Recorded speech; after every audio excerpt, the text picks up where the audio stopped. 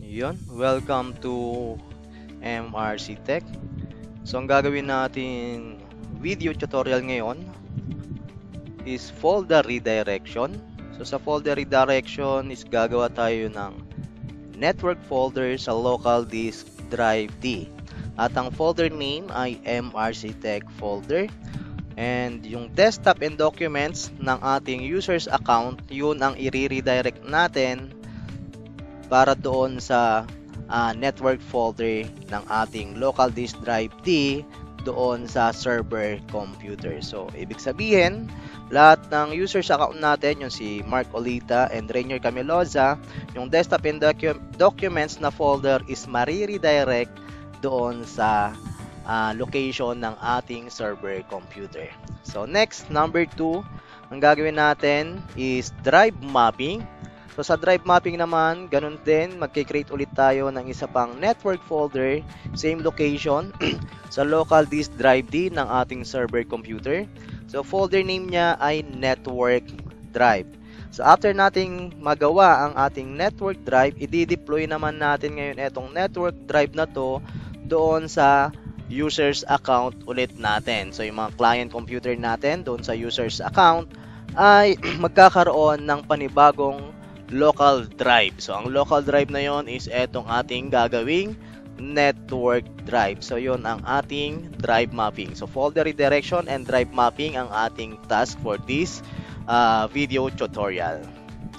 So, okay, let's start. Close na natin ito. And login tayo ngayon sa ating server computer.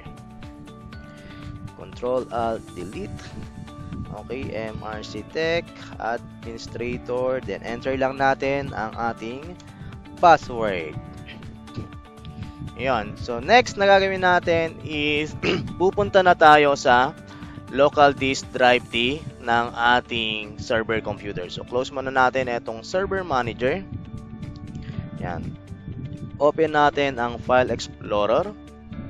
Then, go to local disk drive D. So, ito yon. So, dito tayo gagawa ng network folder para dun sa ating folder redirection and drive mapping. So, unahin natin ang folder redirection. So, gawa na tayo dito ng folder.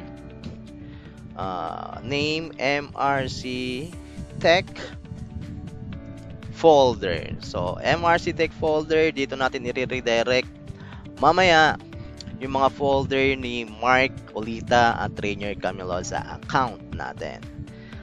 So, gawin na natin siyang network folder. So, ibig sabihin, kailangan natin siyang i-share. So, click Properties, then go to Sharing. Then, click Share. Yan, click natin itong down arrow and Find People.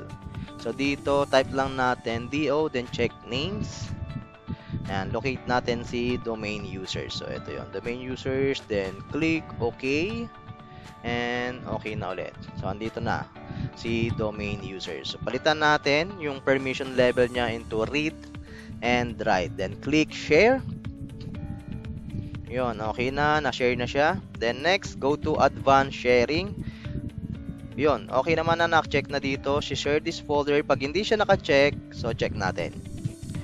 Then, dito sa share name, okay na yan. Wag na muna nating palitan. Then, sa permission, dito kailangan ay naka-full control. Pero dito, tanggalin natin si everyone.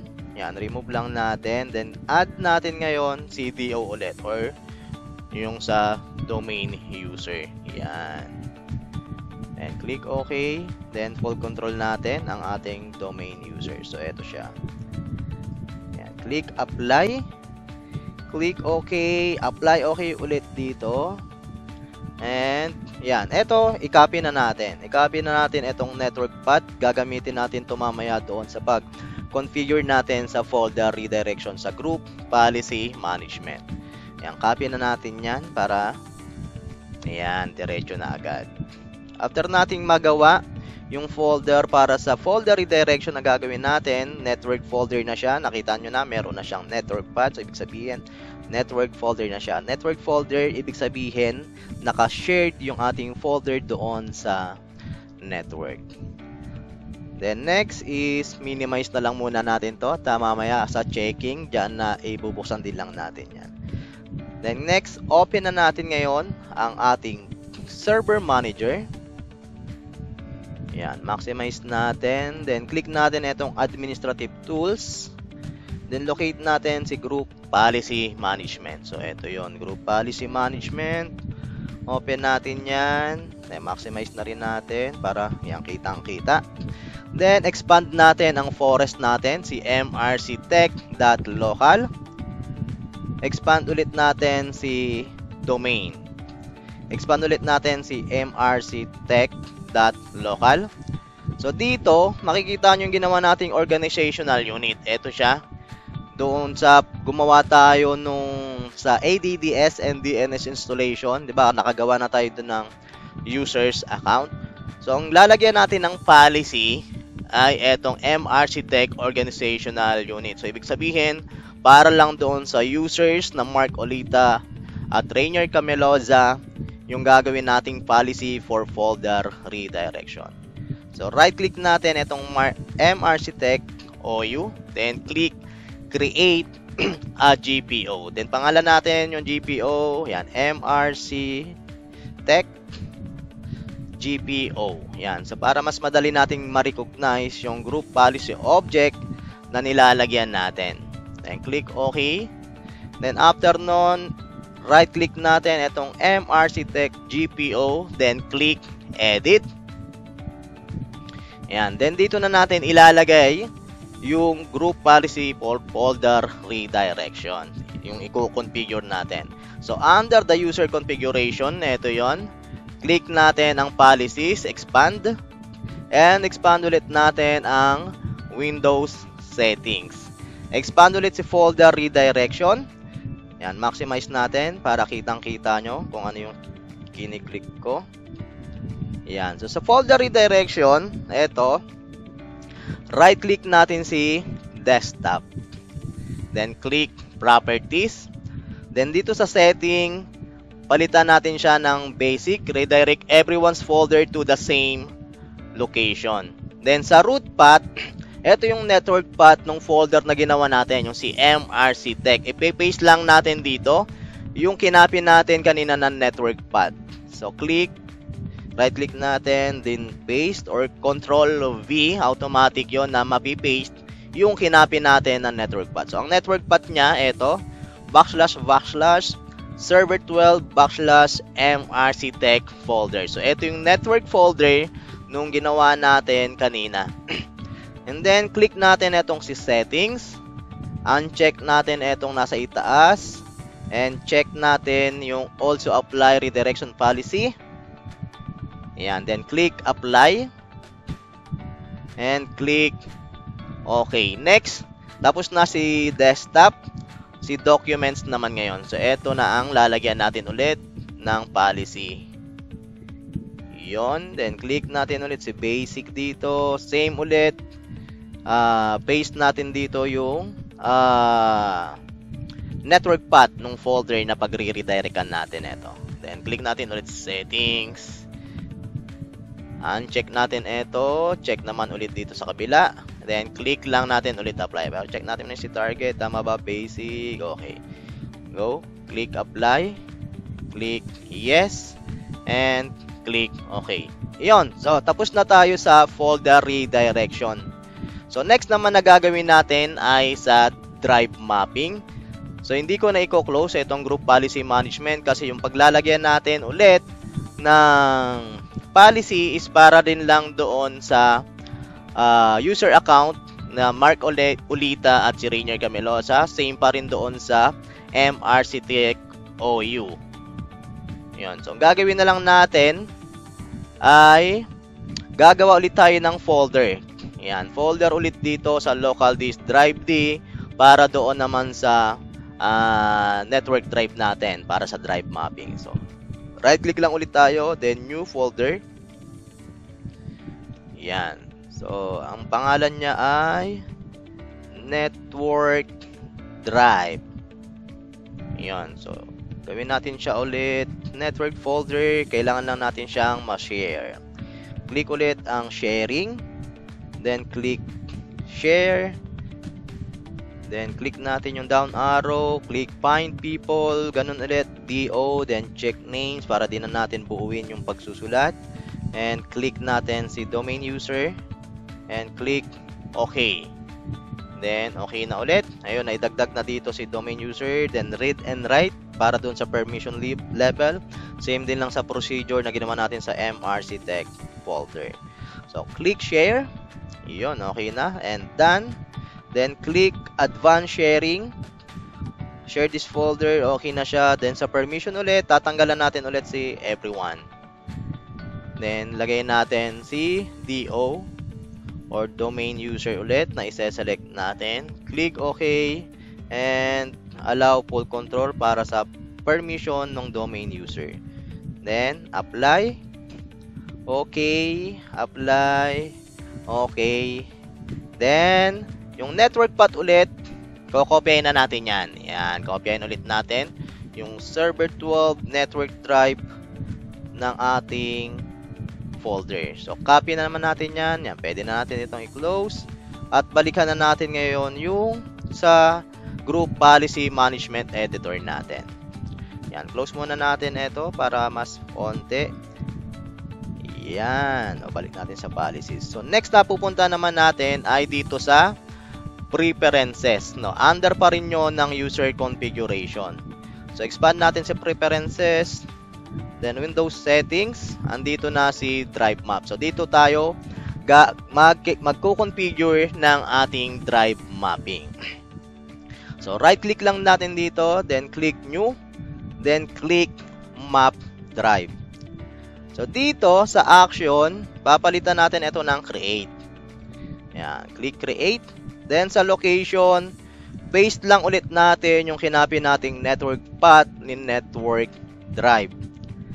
Then sa label, so pwede natin, yun, network drive pa rin. Ayan, network drive. Di ko na siya pabaguhin pa. Pero kahit na gusto nyong baguhin yan, pwede rin naman.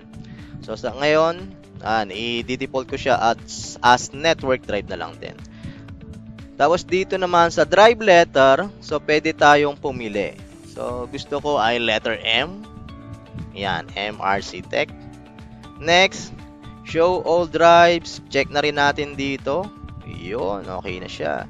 Then, check natin. Okay na. Then, click apply. Kapag na-check nyo na okay na lahat, apply nyo na yon and click OK. So, ngayon, para mag-take effect yung ating ginawa, kailangan nating i-update yung ating mga client computer dun sa user's account ni Mark Olita at ni Rainier Camelosa. Dahil meron tayong dinagdag na policy doon sa ating server computer. So, kailangan natin din i-update yung sa mga client users account natin. So, close na natin ito. Ito, minimize na lang natin para ma-check natin mamaya. Ayan, close na rin natin ito para hindi masyado dagdag sa mga open na RAM. Ayan, next. Ayan. Then, minimize. So, ang kailangan natin ngayon, ito, yung ating client computer. So, maximize natin muna ito, si client computer, para ma-update natin. So, ito ay si, yan, sige, unahin natin si Rainier Camelosa account. Type lang natin yung password and hit enter to log in. Ayan, okay na siya. So, unahin natin i-update ay yung sa folder redirection. So, although parehas lang yon pag in-update natin ito, yung sa folder redirection and drive mapping, automatic mag-a-update yun dito sa ating user account. Pero, yan, check muna natin dito. Yan, hindi nyo pa makikita si local disk drive M na ginawa natin para sa network folder. Yan, meron pa lang siya dito. Yan, si local disk C and yung ating CD drive, letter D. So, yan, minimize muna natin. Then, dito sa server natin, open na natin si MRC Tech folder. So, kailangan makita natin dito yung ating user account. Pagka update natin ng ating client account. Okay, minimize natin muna ulit. Then, balik tayo dito. So, dito, sa client account natin, tatype lang natin, yan. Pwede natin pitunin ang window R para dito tayo magta-type ng command. So, ang itatype lang natin ay GP update. So, walang space yung GP update. Yan, GP update space slash force. Yan, GP update space slash force. Then, click lang natin ang OK. Yan. So, updating policy na ang ating client computer. So, i-update yan doon sa ating server computer. So, computer policy update has completed successfully. The following warnings were encountered during user policy processing. So, check natin mamaya kung ano yung naging problema niya, bakit may error, extension. Okay, so click Y na natin para mag log off siya.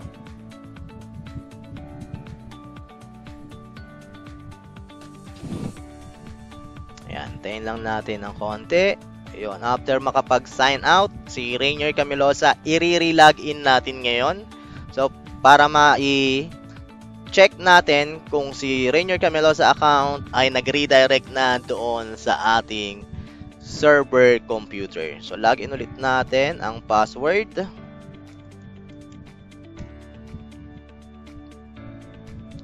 Ayan. Okay, minimize na muna natin. Yun, din check natin dito kay server computer, papasok ayun, andito na si Rainier Camilosa sa MRC Tech. Ayan, MRC Tech folder. So, pumasok na dito si Rainier Camilosa account. So, ang laman dapat neto ay si desktop and documents. So, ayan, pumasok na si my documents. Si desktop na lang ang hindi pa.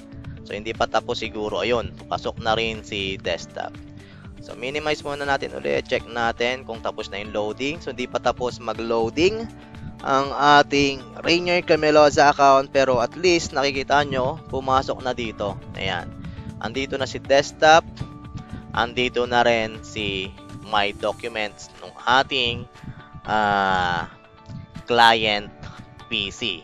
Or yung user account natin na si Rainier Camilosa. So, wala pa dito si Mark Olita dahil hindi pa natin siya na-update. So, mamaya pag in-update natin, papasok na rin dito si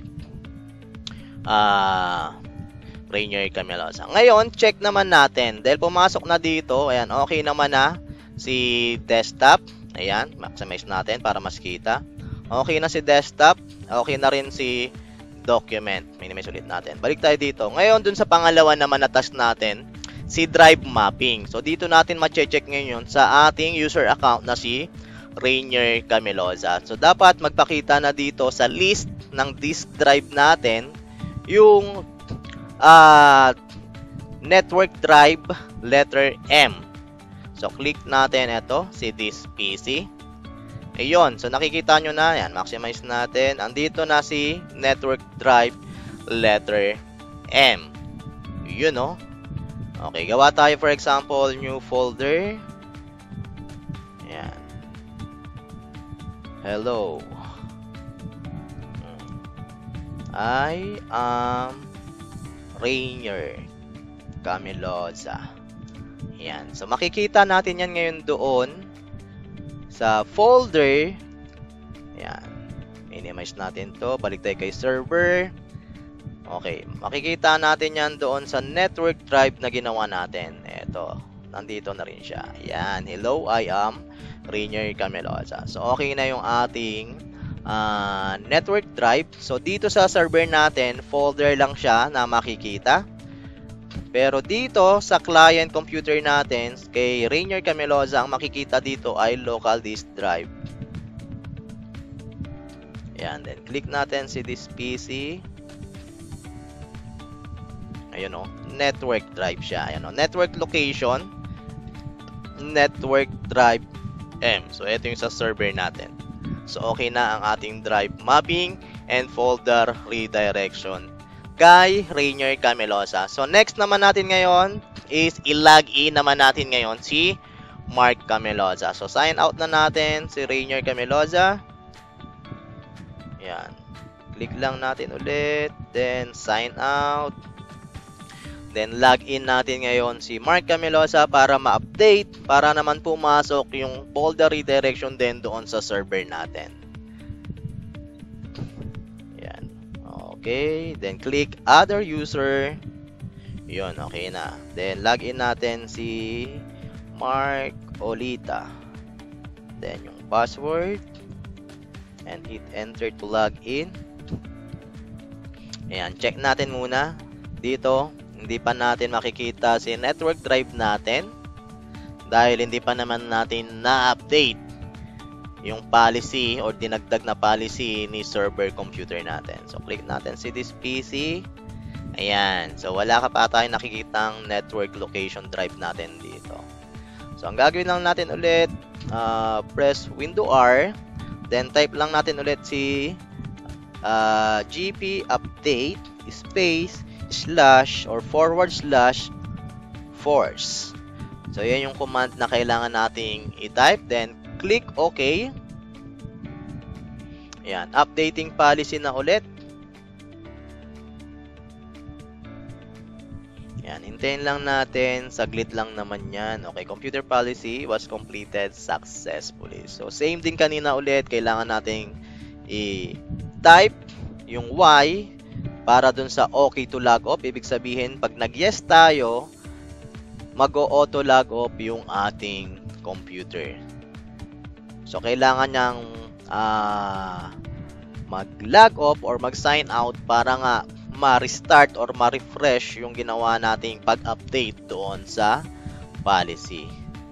Then, type na natin dito yung password para maka-login tayo, para ma-update yung policy na ginawa natin. Yan, logging in na ulit si Mark Olita. Okay, dahil nag-update na yan, so ibig sabihin papasok na rin dito sa ating server computer. Ayan, MRC Tech folder. Ayan, nandito na si Mark Olita. Ayan, so nauunang pumapasok ang My Documents. Then, ina-update na susunod niyan, syempre si desktop. Ayan, parehas natin silang i-minimize para makita nyo ng buo yung dalawa na magkasama. Ayan. Ayun, pumasok na si desktop. Ayan, hintayin lang natin matapos yung process na ginagawa nitong ating client computer. Then, after nun, okay na. Tapos na yung ating folder redirection. Tapos na yung ating drive mapping. So, ganun lang kadali. Hindi siya mahirap gawin. Kaya, sana ay ma-practice nyo din. No? Hindi naman siya mahirap gawin. Madali lang. Yan. Pag may tanong, comment down lang kayo dyan sa comment ng ating YouTube. Yan. Visit kayo, MRC Tech. At MRC Tech ang ating YouTube channel. Yun. Shoutout ulit sa SATPITAC, St. Anne Technical Vocational Training and Assessment Center sa pagpapahiram netong laptop na ginagamit ko for video tutorial. Ayun, open na natin ngayon itong ating client computer. Yan, maximize natin para kitang-kita. Dahil okay naman na redirect na ang folder ni desktop and document. So, i-check natin ngayon sa drive mapping, sa network location, kung pumasok din dito si network drive letter M. Ayan, so meron siyang specific drive letter M. This PC, check natin ulit. Ayun, may nagpakita na. Ayan, ito na siya, si network drive M. So same ulit. Sige, gawa tayo dito. Ayan, new folder. Ayan. Oh, hello. Ayan, oh. I am Mark Olita. Ayan, magpapakita na rin yan doon. So, sample ulit. Hindi tayo napag-sample kanina. Ayan, dito naman sa desktop, gagawa tayo ng text document. Ayan. Okay, name natin siya as Mark Olita. Ayan, check natin ngayon sa server computer natin kung merong pumasok. Ayan, maximize na natin to. Ito si Mark Olita. Ayan, si desktop. Ayan, so pumasok na doon si Mark Olita na ginawa natin na text file. Then, next is doon sa network drive naman. Ito. Ayun, andito na rin si Hello, I am Mark Olita. Okay na siya. So, tapos na ang ating folder redirection and drive mapping video tutorial. So, sana ay may matutunan kayo at magawa nyo ito ng maayos. And good luck, guys.